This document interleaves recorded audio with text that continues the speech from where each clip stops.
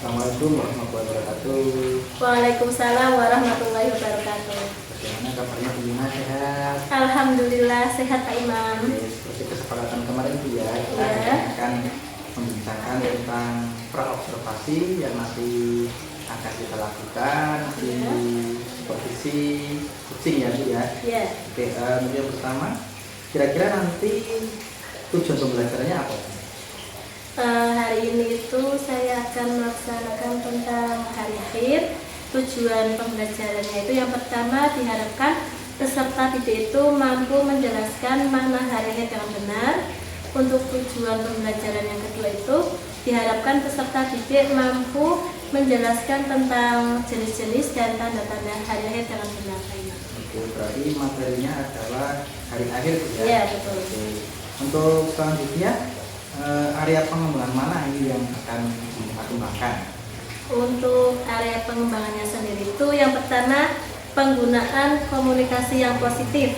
Hal ini indikatornya meliputi diskusi kelompok berjalan dengan lancar.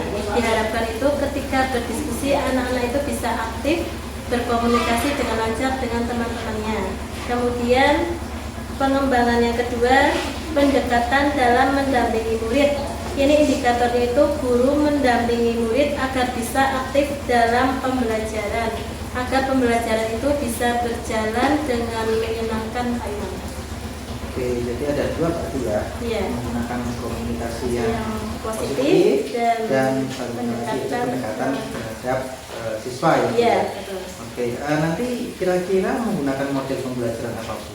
Untuk model pembelajarannya saya menggunakan PBL, Problem Based Learning.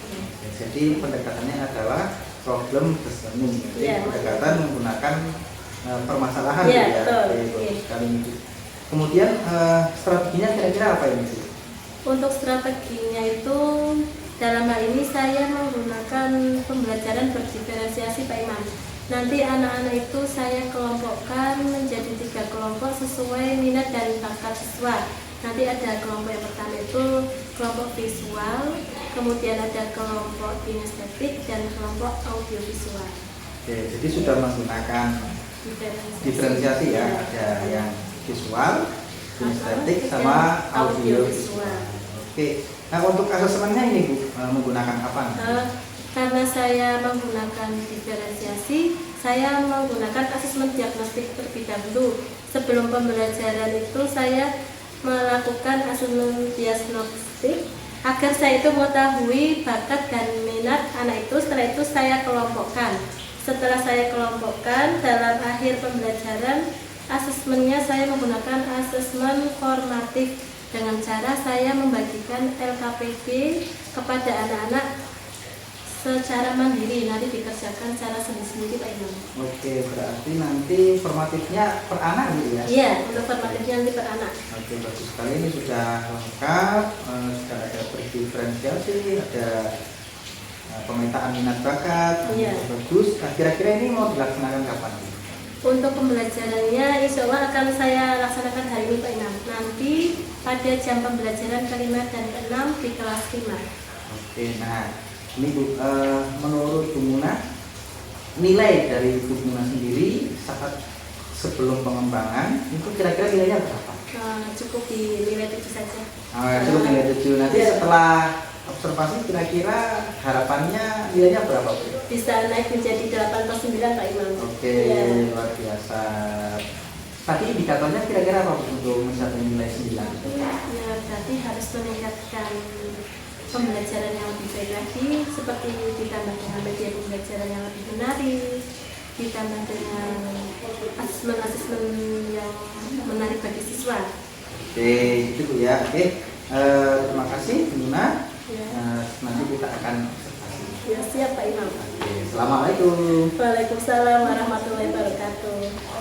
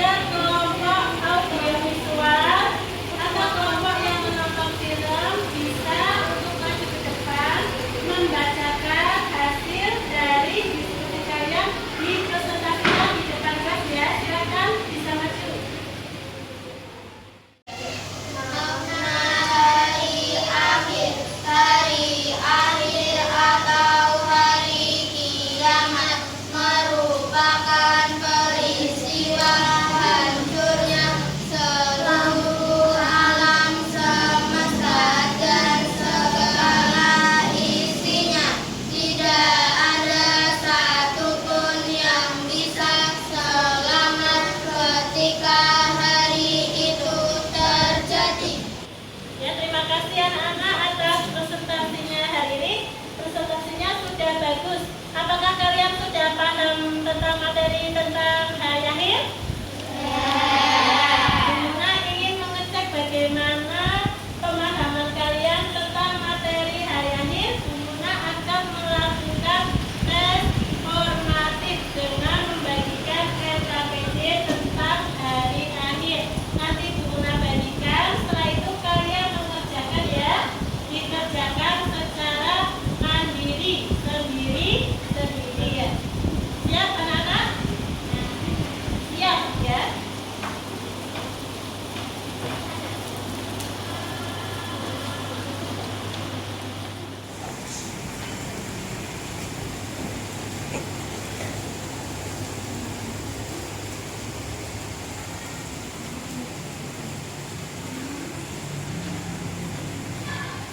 Anak-anak silakan dikerjakan LKPD-nya secara mandiri. Setelah selesai bisa dikumpulkan ke depan. Terima kasih anak-anak sudah mengerjakan LKPD-nya. Untuk yang terakhir, Gimana akan membuat kesimpulan pada pembelajaran hari ini. Hari kiamat itu hari yang pasti akan datang. Hari hancurnya alam semesta beserta isinya. Hari akhir itu yang mengetahui cuma Allah Subhanahu wa Ta'ala. Tidak ada satupun yang tahu kapan datangnya hari akhir. Hari akhir itu ada dua jenis, kiamat kubra dan kiamat sugra. Kiamat kubra itu kiamat kecil, sedangkan kiamat kubra adalah kiamat besar. Anak-anak, demikianlah pembelajaran pada hari ini. Semoga kalian semakin mengetahui tentang apa itu hari akhir. Gimana cukupkan sekian. Terima kasih. Wassalamualaikum warahmatullahi wabarakatuh. Waalaikumsalam warahmatullahi wabarakatuh.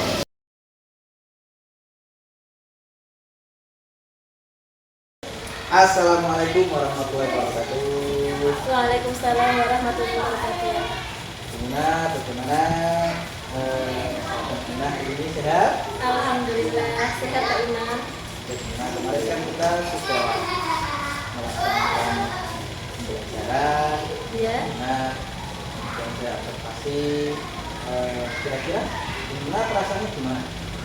Setelah Pak Imam melakukan observasi pembelajaran kemarin, perasaan saya senang Pak Imam karena bisa melakukan pembelajaran dengan anak-anak. Di itu bisa diobservasi sama Pak Imam sebagai CGP.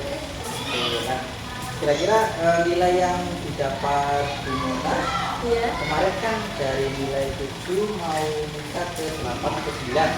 Kira-kira dapat nilai berapa menurut Gimana?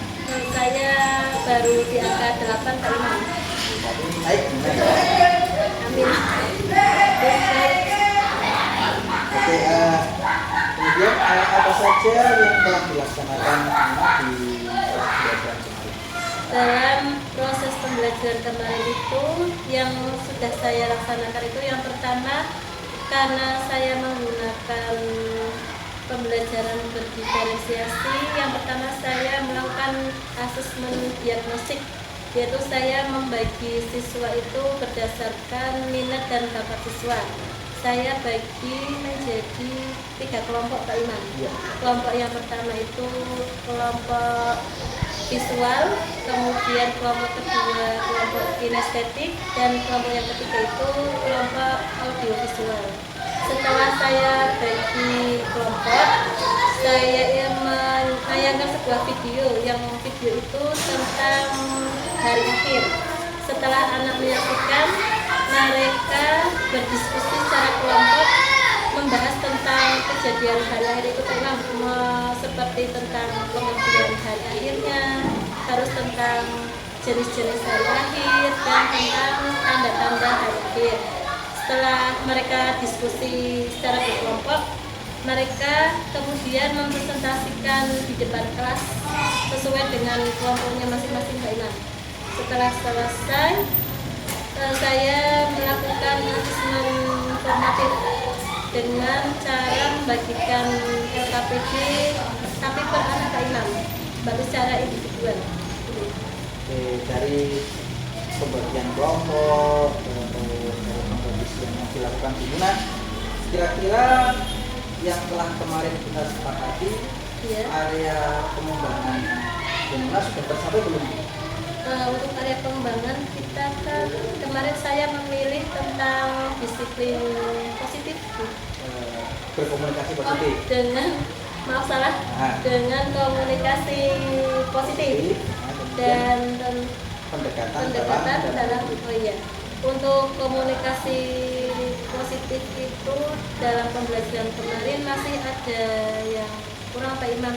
Dalam diskusi itu anak-anak masih ada yang komunikasinya itu masih ada yang belum bisa baik, masih ada yang malu-malu, masih ada yang belum bisa mengutarakan idenya dalam diskusi tersebut. Jadi menurut saya komunikasi positifnya masih perlu ditingkatkan lagi Pak Imam. Terus untuk yang kedua tadi apa?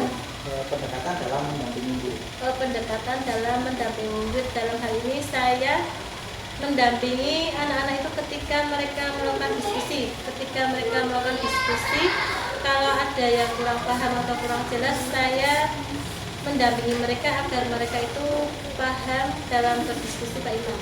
Kemudian saya juga mendampingi ketika anak-anak itu mempresentasikan hasil diskusi mereka di depan kelas. Ketika ada yang salah atau yang keliru, saya bisa meluruskannya Pak Imam. Oke. Nah, kalau boleh saya sedikit menyampaikan apa yang saya amati kemarin? Boleh Pak Imam, boleh. Oke, kemarin kan fokus kita adalah komunikasi yang positif, kemudian pendekatan dalam mendampingi murid. Iya. Untuk komunikasi yang positif, dari hasil amatan saya, anak-anak nampak 80% tuh, yang sudah bagus, sudah bisa menyampaikan ide mereka, sudah bisa menguangkan ide mereka dalam LKPD dan titik-titik yang dibuat oleh Bima. Ya memang ada beberapa siswa, tidak banyak ya, Iya. ada yang masih malu-malu dalam Iya. menyampaikan ide. Nah, kemudian untuk yang kedua yaitu pendekatan dalam mendampingi murid. Nah, kalau menurut saya Bima sudah bagus sekali dalam mendampingi murid, sudah bagus untuk memberikan motivasi kepada anak, sehingga anak-anak yang biasanya belum bisa menyampaikan ide sudah mencapai 80% untuk bisa menyampaikan ide. Itu sudah bagus sekali menurut saya. Memang untuk yang belum bisa tidak kita tingkatkan lagi. Kemudian saat Bima mendampingi presentasi itu sudah sangat baik. Nah, jadi kalau ada anak yang masih malu-malu untuk menyampaikan idenya, Bima langsung bisa, ayo suaranya bisa dikeraskan lagi. Itu sudah bagus sekali. Jadi menurut saya benar apa yang dikatakan Bima, yang nilainya kemarin 60, berapa 70 sudah bisa naik menjadi 80. Luar biasa sekali itu.